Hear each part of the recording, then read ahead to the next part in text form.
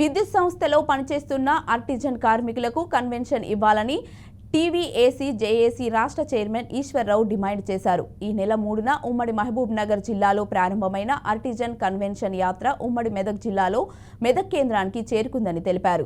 యాత్ర సభకు మెదక్ జిల్లా చైర్మన్ స్వామి అధ్యక్షత వహించారు. విద్యుత్ సంస్థలో పనిచేసిన ఆర్టిజన్ కార్మికులను రెగ్యులర్ పోస్టులకు కన్వెన్షన్ చేయాలన్నారు. విద్యా అర్హతను బట్టి వారికి sub engineer, JLM, junior assistant, office subordinate పోస్టులను ఇవ్వాలని కోరారు.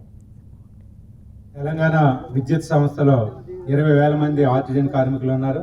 ఈ కార్మికులందరినీ కూడా గత ప్రభుత్వం మోసం చేసింది. కాంగ్రెస్ గవర్నమెంట్ అధికారంలోకి వచ్చినట్లయితే మీ ఆర్టిజన్స్ అందరినీ కూడా కన్వర్షన్ పేరుతో రెగ్యులరైజ్ చేస్తామని చెప్పి అప్పట్లో పాదయాత్ర చేసినటువంటి డీసీఎం భట్టి విక్రమార్క గారు చెప్పారు.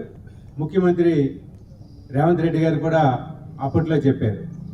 అనుకున్నట్లుగానే రేవంత్ రెడ్డి గారు ముఖ్యమంత్రి అయ్యారు. భట్టి విక్రమార్క గారు డీసీఎంతో పాటు విద్యుత్ శాఖ మంత్రి కూడా అయ్యారు. కాబట్టి సంవత్సర కాలం చూసాం.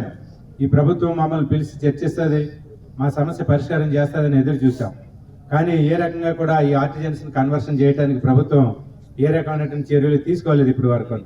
అందుకోసమే ఈ నెల 3వ తారీఖు నుంచి రేపు 12వ తారీఖు వరకు కూడా ప్రతి ఉమ్మడి జిల్లాల ప్రాతిపదిక మీద ఇట్లాంటి సభలు పెట్టాము. అనేక మంది, వేలాది మంది కార్మికులు వచ్చి పాల్గొన్నారు. ఈ నెల 20వ తేదీన